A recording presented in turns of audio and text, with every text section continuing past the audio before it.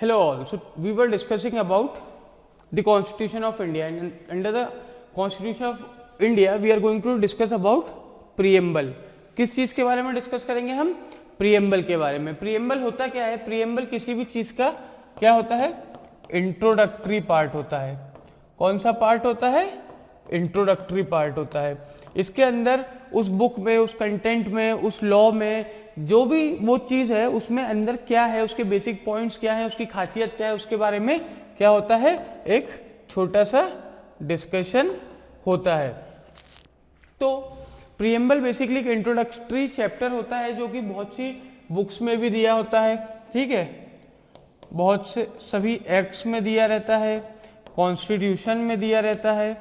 तो प्रीएम्बल क्या होता है? प्रीएम्बल होता है आपका एक इंट्रोडक्शन किसी भी चीज के बारे में.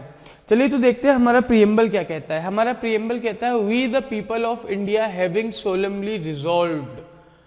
हम भारतीय नागरिक, हम Indian citizen, we the people of India. मतलब ये जो प्रीएम्बल है ये कौन दे रहा है?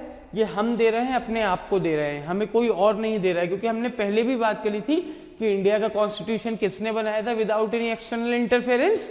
इंडियंस ने बनाया था.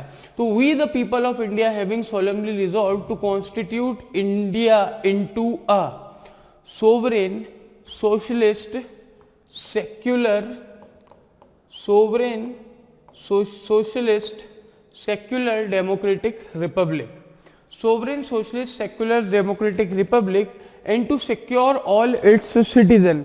तो we the people of India हम क्या कर रहे हैं? इंडिया को कॉन्स्टिट्यूट कर रहे हैं एक ऐसी कंट्री में जो कि सोवरेन है, सोशलिस्ट है, सेक्युलर है, डेमोक्रेटिक है और रिपब्लिक है.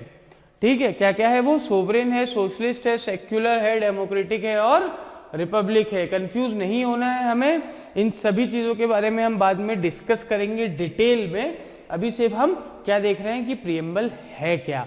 तो हम हमारी कंट्री को कॉन्स्टिट्यूट कर रहे हैं into a sovereign socialist secular and democratic republic country में, and to secure all its citizen. ये तो हो गई हमारी कंट्री की विशेषताएं कि हमारी कंट्री किस तरीके की है. अब हम हमारे सिटीजन को क्या प्रोवाइड कर रहे हैं?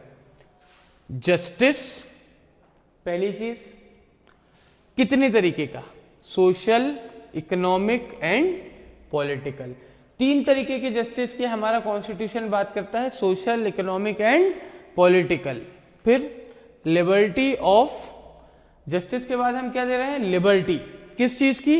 थॉट्स की, एक्सप्रेशन की, बिलीफ की, फेथ की और वर्शिप की. किस चीज की लिबर्टी दे रहे हैं हम? थॉट्स की, एक्सप्रेशन की, बिलीफ की, फेथ की और वर्शिप की. उसके बाद इक्वेलिटी. इक्वेलिटी किस चीज की? Equality of status and opportunity. Status and opportunity की हम क्या दे रहे हैं? इक्वेलिटी दे रहे हैं. And to promote among them all. और उन सभी के अंदर, उन सभी के बीच हम क्या प्रमोट करेंगे? फ्रेटर्निटी. फ्रेटर्निटी मतलब a sense of brotherhood. A sense of brotherhood हम उनके अंदर प्रमोट करेंगे. वो किस तरीके से प्रमोट करेंगे? Assuring the dignity of the individual. किस चीज को अश्योर करते हुए? एक इंडिविजुअल की डिग्निटी को अश्योर करते हुए और नेशन की यूनिटी एंड इंटीग्रिटी को भी अश्योर करते हुए. Assuring the dignity of the individual and unity and integrity of the nation.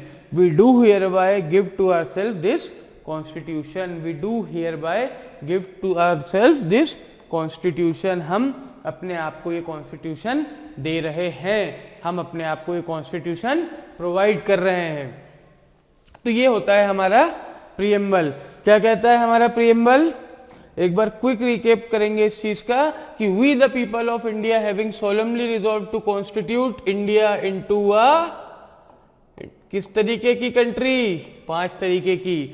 We the people of India having solemnly resolved to constitute India into a sovereign socialist, secular, democratic and republic, and to secure all its citizens justice, social, economic and political, liberty of thoughts, expression, belief, faith and worship.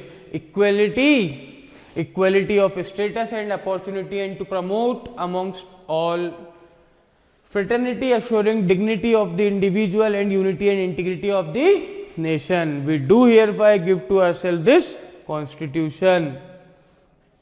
चलिए तो आगे बात करते हैं. मैंने आपको बताया था कि इन चीजों को हम डील करेंगे, इनके बारे में हम बात करेंगे. तो इंडिया के कितने नेचर दिए हुए थे? 5 नेचर. 5 नेचर इंडिया के इस कॉन्स्टिट्यूशन में बताए हैं. पहला है सोवरेन. सोवरेन का मतलब क्या होता है? सोवरेन का मतलब होता है कि हम जो है, हमारी जो कंट्री है वो किसी भी तरीके के एक्सटर्नल एग्रेशन से क्या है, वो किसी भी तरीके के एक्सटर्नल इंटरफेरेंस से या फ्री है. हम पे कोई राज नहीं करता.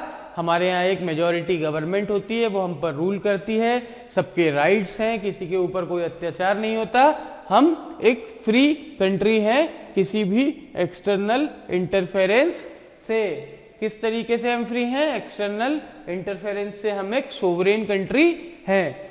दूसरी चीज हम जब बात करते हैं तो हम बात करते हैं सोशलिस्ट की. देखिए सोशलिस्ट जो कंसेप्ट होता है, कम्युनिस्ट कंसेप्ट होता है, जो कि बोलता है कि स्टेट के जो भी रिसोर्सेस होंगे उन पे किसका हाथ होगा, उन पे किसकी ओनरशिप होगी? स्टेट की. लेकिन हम लोग जो जिस तरीके के सोशलिज्म की बात करते हैं, हम उस तरीके के सोशलिज्म की बात नहीं करते हैं. हम गांधी एंड नेहरू प्रिंसिपल्स के सोशलिज्म की बात करते हैं, और हम बात करते हैं कि state has control over economic resources. State का कंट्रोल किस चीज के ऊपर होगा? इकोनॉमिक रिसोर्सेस के ऊपर होगा, ना कि हर तरीके के रिसोर्सेस के ऊपर. उसके बाद तीसरी चीज हम बात करते हैं सेक्युलर की. सेक्युलर मतलब होता है कि स्टेट का कोई रिलीजन नहीं होता है. स्टेट का कोई रिलीजन नहीं होता है. आप जिस भगवान को चाहे मान सकते हैं, आप जिस रिलीजन को चाहे मान सकते हैं. आप चाहे तो क्रिश्चियन बने, आप चाहे तो मुस्लिम बने, आप चाहे तो हिंदू बने, सिख बने, जैन बने, बुद्धिस्ट बने, कोई आपको मना करने आने वाला नहीं है. आपके पास ये फ्रीडम है कि आप चाहे उस रिलीजन को मान सकते हैं, आप चाहे जिस रिलीजन को फॉलो कर सकते हैं. क्या कर सकते हैं? आप चाहे उस रिलीजन को फॉलो कर सकते हैं. ये एक सेक्युलर कंट्री है. इस कंट्री में किसी भी तरीके के रिलीजन के कंट्री नहीं मानती है. देखिए यहाँ पे किसी इंडिविजुअल के रिलीजन की बात नहीं हो रही है, क्योंकि मैंने आपको पहले भी बताया कि ये इंडिया एज अ कंट्री का नेचर है, ना कि आपका और मेरा नेचर है. तो इंडिया सेक्युलर है मतलब क्या? कि इंडिया किसी भी रिलीजन को नहीं मानती है. इंडिया किसी भी रिलीजन को नहीं मानती है. आपने बहुत से देशों को सुना होगा कि वो इस्लामिक कंट्रीज होती हैं, पर there is no such religion in which India follows. ठीक है, इंडिया के लोग हर तरीके का रिलीजन फॉलो करते हैं, बट इंडिया किसी भी तरीके का रिलीजन फॉलो नहीं करता है. इंडिया एक सेक्युलर कंट्री है, और इंडिया कोई हिंदू कंट्री नहीं है, या इंडिया कोई मुस्लिम कंट्री नहीं है, या इंडिया कोई क्रिश्चियन कंट्री नहीं है. इंडिया क्या है? एक सेक्युलर कंट्री है, जिसमें किसी भी तरीके का कोई भी रिलीजन किसका नहीं होता है? स्टेट का नहीं होता है. स्टेट के जो सब्जेक्ट हैं, माने कि जो सिटीजन्स हैं, उनका कोई भी रिलीजन हो सकता है, उस पर कोई ऐसा बार नहीं है. लेकिन स्टेट का खुद का कोई रिलीजन नहीं है. समझ रहे हैं बात को? इस बात को बिल्कुल दिमाग में फिट करना है हमें कि इंडिया का एज अ स्टेट कोई रिलीजन नहीं है. India is a secular country. उसके बाद डेमोक्रेटिक. डेमोक्रेटिक की क्या बात होती है? डेमोक्रेटिक कंट्री मतलब कि लोगों का देश. ठीक है, जिसमें जो गवर्नमेंट होती है वो किसके लिए बनती है? लोगों के लिए बनती है. कौन उन्हें बनाता है? लोग उन्हें बनाते हैं. और वो गवर्नमेंट किसकी होती है? लोगों की होती है. तो ये बहुत ही फेमस फ्रेज है जो आपने सुना होगा कि government by the people, for the people end of the people. ये इसका मतलब यही होता है कि हम डेमोक्रेटिक कंट्री हैं. हमारे यहाँ एडल्ट फ्रेंचाइज से इलेक्शन होता है, उससे गवर्नमेंट बनती है. वो गवर्नमेंट हम लोग बनाते हैं, वो हम लोगों के लिए काम करती है, और वो हम लोगों की ही गवर्नमेंट होती है. उस गवर्नमेंट में भी जो लोग होते हैं वो हम लोगों में से ही होते हैं. वन ऑफ अस होता है वो, है ना?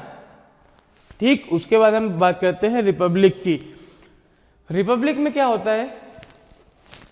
रिपब्लिक कंट्री का एक बहुत छोटा सा कंसेप्ट होता है कि head of state is also elected. जो हेड ऑफ स्टेट है, मतलब कि प्रेसिडेंट हमारे यहाँ, वो भी इलेक्टेड है. हमारे यहाँ कोई मोनार्की नहीं है, हमारे यहाँ कोई क्वीन नहीं है, हमारे यहाँ कोई किंग नहीं है. हमारे यहाँ स्टेट का हेड एक ही है, जिसे हम क्या कहते हैं? हम जिसे कहते हैं प्रेसिडेंट, और जो प्रेसिडेंट हमारे यहाँ है वो भी इलेक्टेड है, भले ही वो इनडायरेक्ट इलेक्शन से इलेक्ट होते हो, पर प्रेसिडेंट भी हमारे यहाँ क्या होते हैं, इलेक्टेड होते हैं। तो ये हुए भाई 5 इंडिया के नेचर एज अ कंट्री। चलिए अब आगे बढ़ते हैं और देखते हैं कि हमारा प्रीएम्बल और किस किस चीजों के बारे में बात करता है। तो हमारा प्रीएम्बल जस्टिस प्रोवाइड कर रहा था, हमने पहले भी बात की। तो जस्टिस कितने तरीके के प्रोवाइड कर रहा था, 3 तरीके के। First is economic, second is social and third is political. Economic justice मतलब सबको हर तरीके से बढ़ावा दिया जाएगा, इकोनॉमिकली भी मतलब कि देखिए गरीब गरीब होता जा रहा है, अमीर अमीर होता जा रहा है, उस कंसेप्ट पे हम नहीं काम करेंगे। इकोनॉमिक जस्टिस भी सबको प्रोवाइड किया जाएगा, सबको इकोनॉमिक अपॉर्चुनिटीज मिलेंगी हर तरीके को, एक जैसे कि फ्रीडम ऑफ ट्रेड, कॉमर्स, तो ये सारी इकोनॉमिक जस्टिस हैं। और सोशल जस्टिस कि सोशली भी किसी के साथ इनजस्टिस नहीं होगा, सबको सोसाइटी में वही स्टेटस मिलेगा, और पॉलिटिकली भी सबको जस्टिस मिलेगा।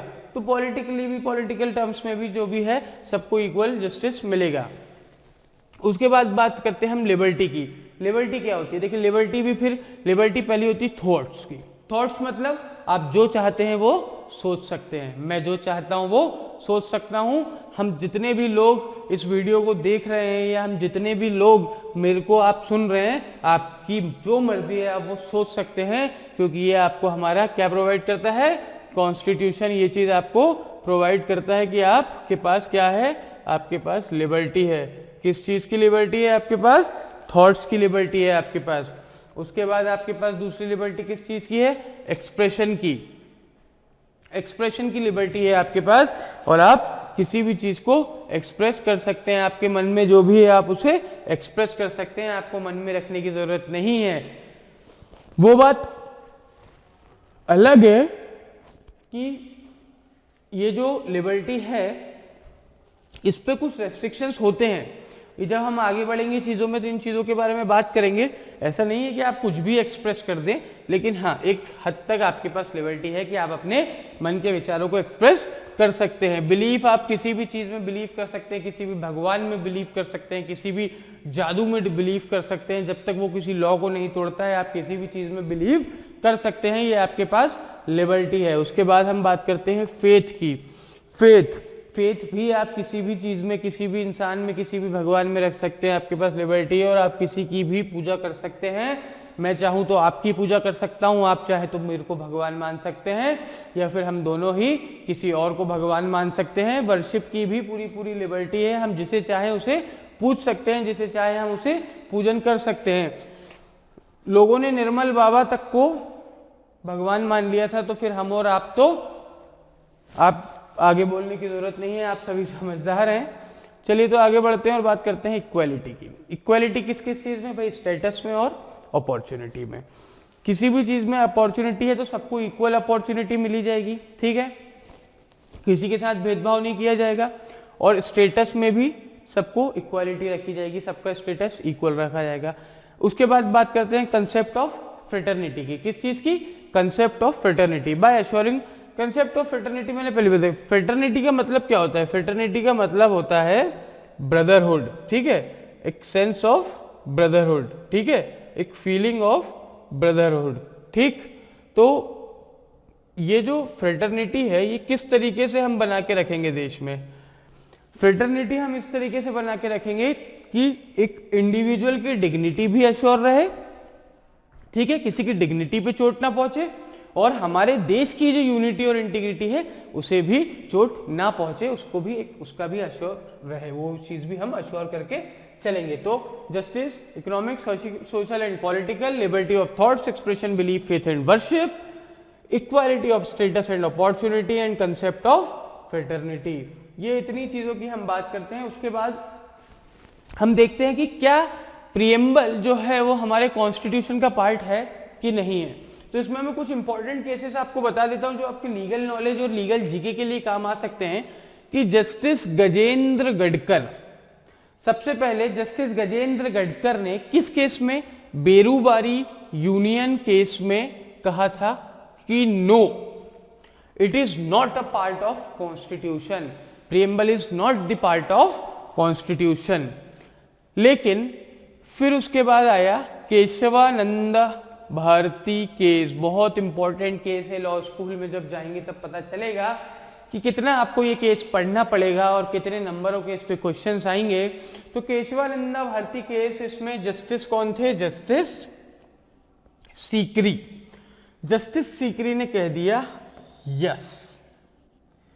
पहली बार किस केस में कहा गया प्रीएम्बल कॉन्स्टिट्यूशन का पार्ट है? केशवानंदा भारती केस में। किसने कहा? जस्टिस सीकरी ने कहा। उसके बाद ये ही जजमेंट किस केस में कंफर्म होता है भैया? ये होता है इंदिरा नेहरू गांधी केस में। Indira Nehru Gandhi case, Indira Nehru Gandhi versus Rajnarayan case में ये जजमेंट क्या हुआ? कंफर्म हुआ। ये जजमेंट को कंफर्म किया गया और क्या कहा गया कि yes, preamble is the part of constitution. Preamble किसका पार्ट है? प्रीएम्बल कॉन्स्टिट्यूशन का पार्ट है। 1976 में प्रीएम्बल को अमेंड किया गया। ये अमेंडमेंट कौन सा है? ये 42nd अमेंडमेंट है। कौन सा अमेंडमेंट है ये 42nd अमेंडमेंट है। और 42nd अमेंडमेंट, एक ही अमेंडमेंट आज तक प्रीएम्बल में हुआ है, जिसे हम कहते हैं 42nd अमेंडमेंट। और ये कब हुआ था? ये 1976 में हुआ था। तो इस चीज को याद रखिए कि एक ही बार आज तक अमेंड हुआ है प्रीएम्बल, 42nd अमेंडमेंट जिसे हम कहते हैं, और उसका ईयर कौन सा है? 1976। इसके बाद हम बात करते हैं कि क्या प्रीएम्बल इन्फोर्सिएबल है? प्रीएम्बल इन्फोर्सिएबल नहीं है। क्यों नहीं है? Said in union of India versus Madan Gopal 1954, Indira Nehru Gandhi versus Rajnath 1975. This is not Rajnarayan, this is not Rajnath, this is Raj Narayan. ठीक है, करेक्ट कर लीजिए, टाइपिंग मिस्टेक है।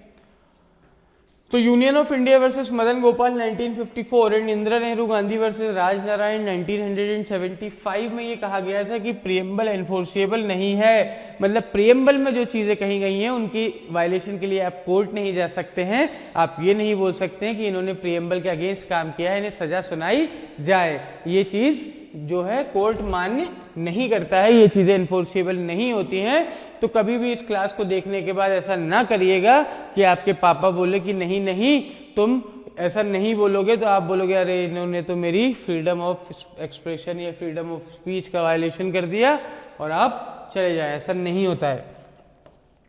Preamble is perpetual. Last point is कि प्रीएम्बल जो है वो परपेचुअल होता है। ठीक है, तो ये ऐसे ही जान लीजिए कि प्रीएम्बल परपेचुअल होता है, ये आपके लिए इंपॉर्टेंट नहीं है। ठीक, तो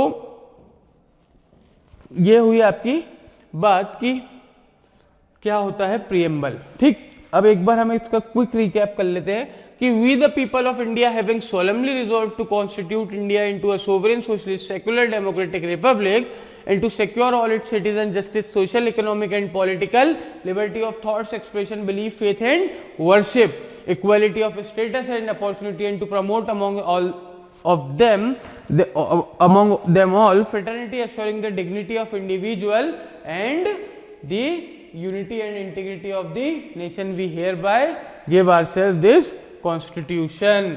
तो ये होता है हमारा प्रीएम्बल। 5 तरीके के नेचर होते हैं। India as a country, sovereign, socialist, secular, democratic, Republic.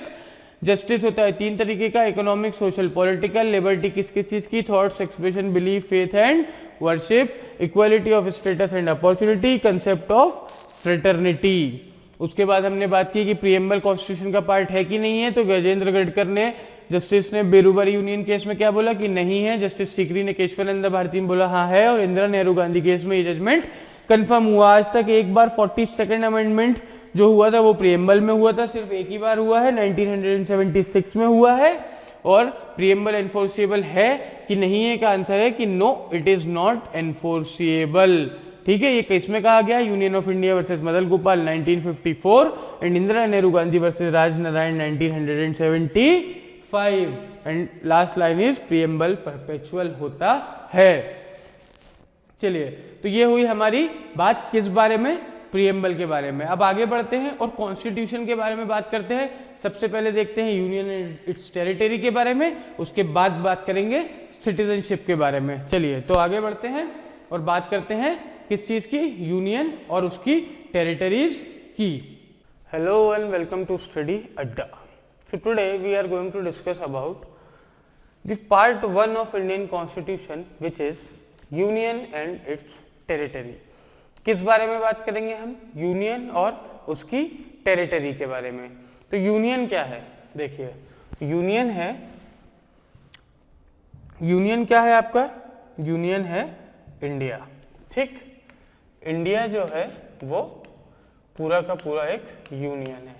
ठीक, तो उसकी टेरिटरी क्या हुई, उसकी टेरिटरी हुई एमपी, यूपी, राजस्थान, पंजाब, जम्मू कश्मीर, हरियाणा, ये सब क्या है ना, आसाम, मेघालय, सिक्किम, अरुणाचल प्रदेश, त्रिपुरा, ठीक है, आंध्र प्रदेश, कर्नाटक, ये सब क्या है। आप बोलेंगे स्टेट्स हैं, क्या फालतू की बात कर रहे हैं ये, तो स्टेट्स तो ये हैं लेकिन ये इंडिया की टेरिटरीज हैं। ठीक, तो इन सब के बारे में हम बात करने वाले हैं, जो कि पार्ट 1 में आर्टिकल 1 से लेकर के 4 तक है। आर्टिकल 4 हमारे किसी काम का है नहीं, तो हम बात करेंगे आर्टिकल 1 से आर्टिकल 3 तक की। तो आर्टिकल 1 से 3 हम किस चीज की बात करेंगे, पार्ट 1 की बात करेंगे। तो चलिए आगे बढ़ते हैं और समझते हैं कि आर्टिकल 1 to 4 बोलते क्या है। ठीक है, आर्टिकल 1 कहते हैं India that is Bharat shall be a union of states। India that is Bharat shall be a union of states। तो आप बोलेंगे कि भाई ये यूनियन ऑफ स्टेट्स क्यों है इंडिया, इंडिया यूनाइटेड स्टेट्स क्यों नहीं है, हम इंडिया को यूनाइटेड स्टेट्स ऑफ इंडिया क्यों नहीं बोलते हैं। समझ रहे हैं, हम इंडिया को यूनाइटेड स्टेट्स क्यों नहीं बोलते, हम इंडिया को यूनियन क्यों बोलते हैं। ये बहुत बड़ा क्वेश्चन आप लोगों के दिमाग में आएगा, और अगर नहीं आया है तो इस क्वेश्चन को लाइए, क्योंकि यही सारी चीजें तो पूछी जा सकती हैं। ठीक,